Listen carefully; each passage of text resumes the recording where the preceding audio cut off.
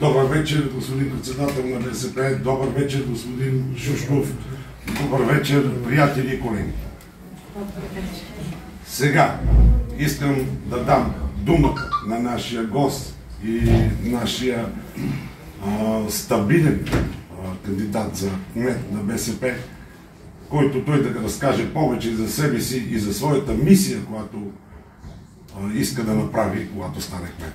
Без икономика ние нито може да променим градската среда, нито можем да обогатиме културния живот на Благоевград. Икономика на първо място.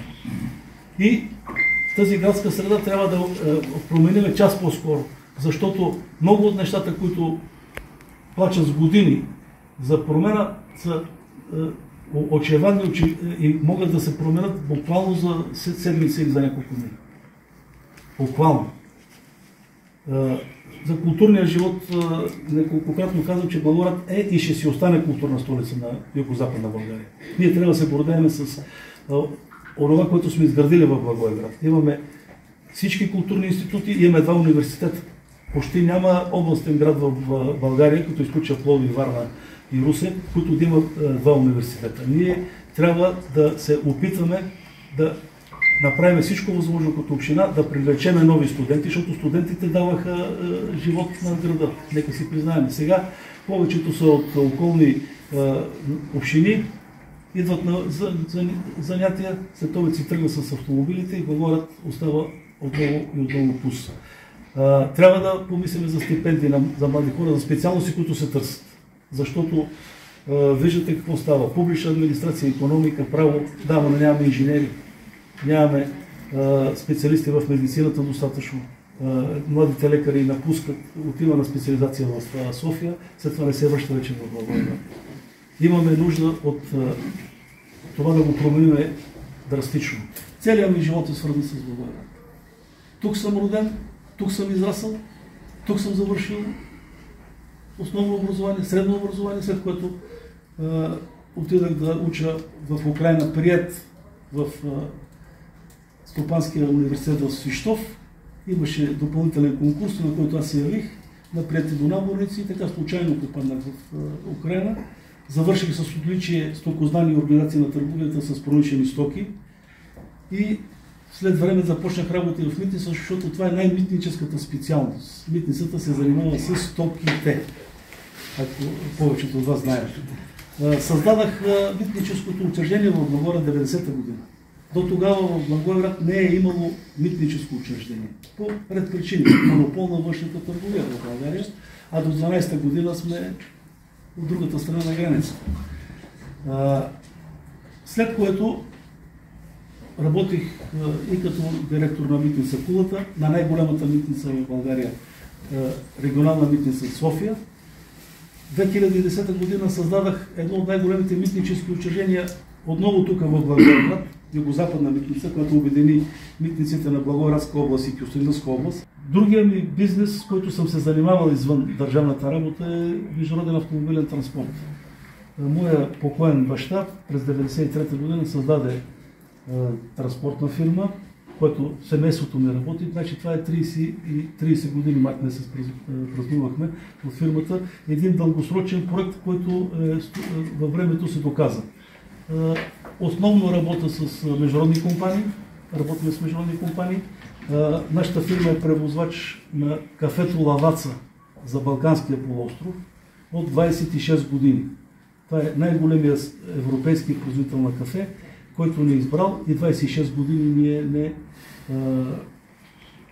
се стремиме да запазим това доверие и го запазваме. Семейен съм, моята съпруга е от Бургас, семейен съм от 40 години. Имам 3 деца и 2 внучета. За съжаление, 2010 година и малко по-рано, моите 2 дъщери заминаха за Съединените щати. Там завършиха висшето си образование и останаха там. Дали ще се върнат към България, това е голямата ми мечта. Повечето от вас имат близки, роднини и познати зад граница и нещо не направихме както трябва, за да ги задържим тези хора в нашата страна. Аз го изпитвам на гърба си. 10 000 км, не съм ги виждал от лятото, когато дойдоха, а не съм ходил в Щатите, защото това е въпрос и на финанси, и на време, и на тежки полети повече от 4 години. Това е в личен план. Сега, навлезахме в изборната кампания. Не съм си правил илюзии, че тя ще бъде лесна. Още при представянето на инициативния комитет, който между другото основно от леви хора, които са били свързани с Българската социалистическа партия във времето си, казах, че за мен е чест да излеза на полето на съревнованието, което ще имаме с един действащ кмет, двама бивши кметове на Благоевград, двама народни представители, представител на управляваща партия и като цяло останахме 12 в Благоевград. Кампанията според мен върви нервно. Върви не така, както ни се ще на всички. Очудвам се от това, че се говори повече за пари. Казвам го неоткровенно и най-отговорно. Отколкото за идеи и за начини, по които може да променим нещата в нашия град.